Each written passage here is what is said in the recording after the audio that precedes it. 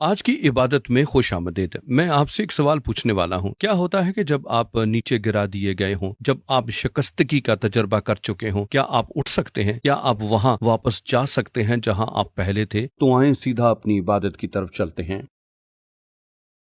कभी न कभी हम सब शिकस्त का तजर्बा करते हैं। हम सब जिंदगी के एक मौके पर गलत फैसले करते हैं। हमारी मसीही जिंदगियों में खुदा के साथ चलने में और ये दूसरी चीजों की तरफ हमें ले जाती है। लेकिन क्या हमें गिरे रहना चाहिए? क्या हमें शिकस्त खोरदा रहना चाहिए? मैं चाहता हूं कि आप जानें कि आपको ऐसा नहीं करना। आप फतह की जगह पर वापस आ सकते हैं और आप खुदा को वो सब कुछ बहाल करता हुआ देख सकते हैं जो आपसे चुरा लिया गया है। खुदा अजीम और कादर चीजें करेगा। जी हाँ, जब हम नाकाम हो जाते हैं वो हमें गिरा हुआ नहीं छोड़ता, वो हमें उठाता है और वो हमें इस काबिल बनाता है कि हम एक फतह के बाद दूसरी फतह हासिल करते चले जाएं। पहला शमूएल बाब 30 दाऊद के बारे में बताता है। वो साउल के साथ वाकया ही सख्त हालत का तजुर्बा कर चुका था। वो इन सब से मायूस और हौसला शिकन हो गया और उन सब हालात के दौरान उसने कुछ बुरे फैसले किए। इसके नतीजे में उसका घर बार और उसके आदमियों की बीवियों, उसके खानदान को ले लिया गया। ये बिल्कुल तबाही की तरफ नजर आया जब वो सिकलाज को लौटा। लेकिन उस वक्त के दौरान उसने एक काम किया। पहला शमूएल 30 बाब के मुताबिक